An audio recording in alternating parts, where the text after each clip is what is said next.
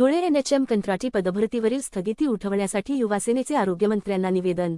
धुळे जिल्ह्यातील प्राथमिक आरोग्य केंद्र, ग्रामीण आणि जिल्हा रुग्णालयांमध्ये रिक्त पदांमुळे आरोग्य सेवेवर ताण येत असतानाच राष्ट्रीय आरोग्य अभियानांतर्गत एनएचएम सुरू असलेल्या कंत्राटी पदभरतीला अचानक स्थगिती देण्यात आली आहे।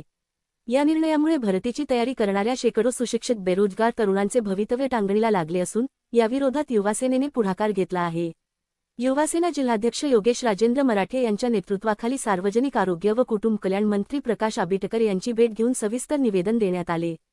30 जून 2026 पदभरती स्थगिती आदेश तात्काळ रद्द करण्यात यावा। जिल्ह्यातील डॉक्टर, परिचारिका व इतर तांत्रिक संवर्गातील रिक्त पदांची प्रक्रिया त्वरित पूर्ण करावी। ग्रामीण भागातील आरोग्य व्यवस्था बळकट करण्यासाठी आवश्यक मनुष्यबळ उपलब्ध करून द्यावे। आरोग्यमंत्र्यांनी या विषयावर सकारात्मक प्रतिसाद देत लवकरच योग्य ती कार्यवाही करण्याचे आश्वासन दिले आहे। युवासेना नेहमीच बेरोजगार तरुणांच्या न्याय्य हक्कांसाठी खंबीरपणे पाठीशी उभी राहील, असा विश्वास यावेळी योगेश मराठे यांनी व्यक्त केला।